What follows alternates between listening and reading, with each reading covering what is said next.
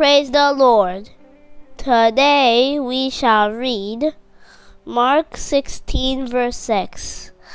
Ye seek Jesus of Nazareth, which was crucified. He is risen. He is not here. ప్రియులారా, ఈ యొక్క నూతన ఉదయకాల సమయంలో దేని వాక్యాన్ని చదువుకుందాం. మార్కు సువార్త 16వ అధ్యాయము 6వ వచనం. అందుకతడు కలవరపడకుడి, సిలువ వేయబడిన నజరేయుడగు యేసును మీరు వెదుకుచున్నారు. ఆయన లేచి ఉన్నాడు, ఇక్కడ లేడు. యేసు ప్రభువారి అతి శ్రేష్టమైన నామంలో పిల్లరా మీ అందరికీ శుభములు తెలియజేస్తున్నాను. మరి యొక్క నూతన ఉదయకాల సమయాన్ని దేవుడు మనకిచ్చారు. మొట్టమొదటిగా దేవునికి వందనాలు, కృతజ్ఞతాస్తులు చెల్లించి మరి ఈ దినాన్ని ప్రారంభిద్దాం. మంచిది. ఇక్కడ మనకున్నటువంటి బలము, శక్తి ఏమిటంటే నీవు నిన్ను ఆరాధిస్తున్నటువంటి దేవుడు సజీవుడు. ఆయన మరణమును శాపమును జయించి మృత్యుంజయుడై లేచున్నాడు. హల్లెలూయా. పిల్లరా, ఇలాంటి గొప్ప దేవుణ్ణి, సజీవమైన దేవుణ్ణి ఆరాధిస్తున్నాం కాబట్టి నిరీక్షణ కలిగి కలవరపడకుండా జీవిద్దాం.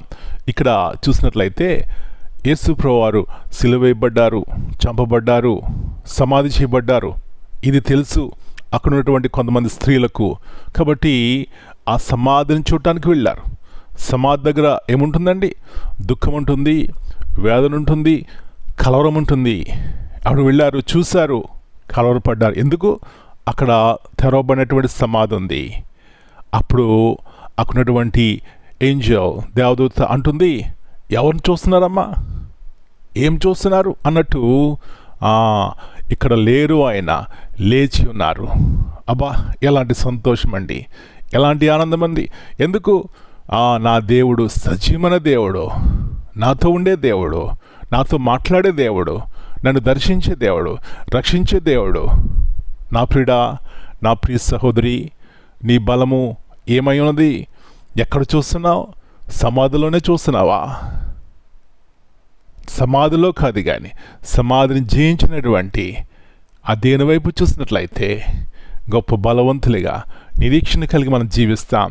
ఈ గొప్ప నిరీక్షణ ఇవ్వడానికే నా ప్రభు, నా రక్షకుడు నన్ను ప్రేమించి, మనల్ని ప్రేమించి లోకంలోకి వచ్చి తన విలువైనటువంటి ప్రేమను ఆ కలవరిలో చూపెట్టినారు. కాబట్టి కలవరి వైపు చూసినట్లయితే, ఆయన వైపు చూసినట్లయితే ఆదరణ, ఆశ్రయము, ప్రతి విధమైనటువంటి ఇరుకు ఇబ్బందుల్లో నుంచి దేవుడు మనల్ని విడిపించి బలాన్నిచ్చి, శక్తినిచ్చి, ఆరోగ్యం ఇచ్చి, సంతోషం, సమాధానం ఇస్తారు.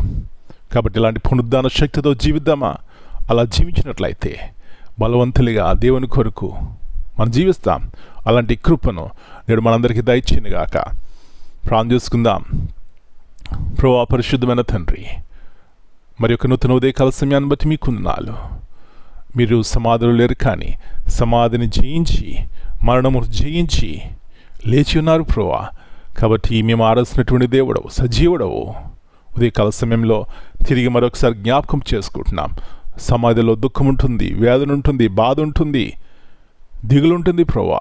కానీ సమాధిని జయించినటువంటి దేవుని వైపు చూసినట్లయితే వీటన్నిటి నుంచి జయం చూస్తాం. కాబట్టి ఇలాంటి గొప్ప నిరీక్షణ కలిగి మేమందరము జీవించి ప్రభువా, ఆత్మీయంగాను శారీరకంగా బలవంతులుగా ఉండడానికి సహాయం ఇచ్చేయమని, ఈ పునరుద్ధాన శక్తి ద్వారా మేము జీవించడానికి సహాయం ఇచ్చేయండి.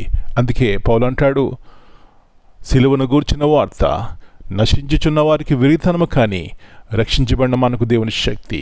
కాబట్టి బలహీనంగా కాక ఈ శక్తి ద్వారా జీవించడానికి సహాయం ఇచ్చేయమని మనం మీ చేతికి అప్పగించుకుంటూ ఈ ఉదయకాల సమయంలో ప్రతి కలవరం నుంచి, దిగుల నుంచి, దుఃఖం నుంచి జయం చూడడానికి సహాయం ఇచ్చేయమని మనం మీ చేతికి అప్పగించుకుంటూ యేసు ప్రభువారి అతి శ్రేష్టమైన నామమును బట్టి ప్రార్థన చేస్తున్నాను తండ్రి. Amen. God bless you all. My dear brothers and sisters, greetings in the precious name of our Lord and Savior, Jesus Christ. Here in Mark 16:6 proclaims the central truth of the Christian gospel. Jesus Christ was crucified, has risen from the dead. The resurrection demonstrates God's power over sin and death and confirms that Jesus is truly the Son of God. The angel's words, to not be alarmed. Remind believers that the resurrection replaces fear with hope, despair with assurance, and death with life. Amen.